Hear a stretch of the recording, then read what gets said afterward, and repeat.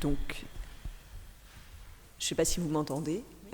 L'atelier était animé par Nathalie Pujol, qui est là-haut, que tout le monde, je pense, dans le domaine médical connaît au moins de nom, pour avoir vu son nom, qui est celui qui s'affiche en bas de la base des thèses de l'abus santé.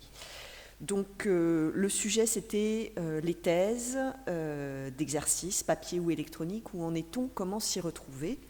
C'est un peu comme le PEB, la thèse d'exercice, c'est un peu le serpent de mer, on en parle beaucoup, mais on est toujours un peu perdu et en quête d'informations.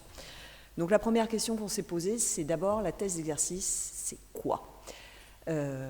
C'est pas une thèse de doctorat, n'en déplaise à un certain nombre d'internes qui en sont persuadés, ça n'est pas une thèse de doctorat, ça valide un 3e cycle court et ça donne droit au titre de docteur d'État en médecine ou en chirurgie dentaire. C'est un mémoire de taille et de qualité très variée qui peut parfois prendre la taille d'un article. Et le problème qui se pose à nous, c'est que ce sont des documents qu'on doit conserver, mais il n'y a pas de texte de loi qui précise clairement les choses. En fait, nos obligations sur la thèse d'exercice, c'est par dérivation des obligations sur la thèse de doctorat, dont on vient de dire que ça n'était pas une thèse de doctorat. Ce sont aussi des documents qui, en papier, sont presque tous déposés à l'abus santé. Alors, il y a une grande disparité de situations. On s'est ensuite demandé comment et où trouver ces thèses de doctorat. D'abord, en matière de signalement.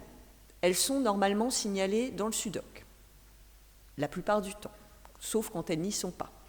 Elles sont aussi souvent sur le catalogue local, sauf quand elles n'y sont pas.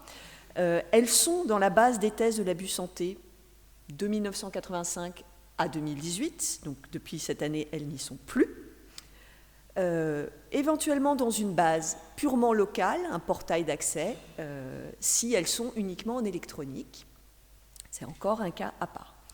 Ou pas du tout, ce qui n'est pas bien, mais ce qui arrive malheureusement, puisque parfois pour des questions de moyens, on ne... Qu'est-ce qui se passe ? Ça saute ? En fait, je ne suis pas à la bonne diapo. C'est quoi le truc ? Ok. C'est bon, on voit la même chose que ce que j'ai mis. Donc voilà, le plus classique, ensuite, maintenant qu'on sait à peu près où c'est signalé, comment y accéder, le format papier qui reste encore le plus répandu. On trouve ça dans les bibliothèques d'origine du CHU, vous avez tous vos collections de thèses, d'exercices, je pense encore. À l'abus santé, avec les spécificités qui sont indiquées, et au CTLES, donc Centre technique du livre de l'enseignement supérieur, en général par don de l'abus santé ou des établissements d'origine. Parfois, c'est en double exemplaire. Ensuite, il y a la version électronique. La version électronique, donc c'est un support qui est en plein développement.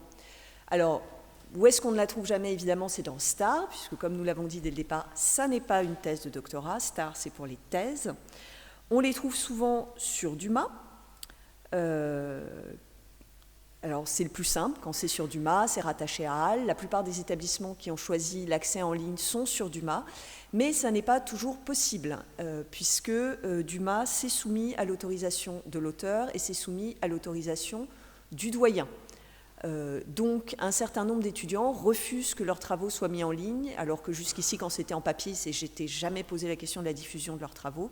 La question du en ligne peut être, alors, soit pour des thèses pharmaceutiques pour préserver de futurs travaux de recherche, soit tout simplement parce que la thèse est très médiocre et qu'ils le savent et qu'ils veulent éviter peut-être que ça se voit davantage en ligne, ça pose des problèmes de diffusion. Donc Dumas, dans le meilleur des cas, si on arrive à convaincre les étudiants que c'est quand même le plus simple pour nous, et sur l'intranet ou sur un site dédié de l'université d'origine, avec des variabilités, c'est-à-dire que soit tout est accessible, soit il y a des embargos, soit parfois même carrément des thèses interdites à vie d'être consultées, ce qui est en termes réglementaires totalement fou, mais on trouve des cas de figure. Pour conclure très rapidement, on a vu des situations très diverses qui évoluent très rapidement, avec des gens maintenant qui sont sur tout papier, avec un exemplaire chez eux, un exemplaire à l'abus santé, des thèses qui sont déposées uniquement sous format électronique, soit sur Dumas, soit uniquement sur un portail local, soit en accès restreint, soit en diffusion complète, ou les gens qui n'ont pas voulu lâcher le papier non plus et qui continuent d'envoyer un exemplaire à l'abus santé, d'en garder un chez eux et qui en plus font le dépôt sur HAL ou sur leur portail local. Ce qui pose un certain nombre de problèmes qu'on a soulevés, le problème de l'autorisation de la diffusion dont on vient de parler et le problème de l'archivage pérenne pour l'électronique. Voilà. Merci.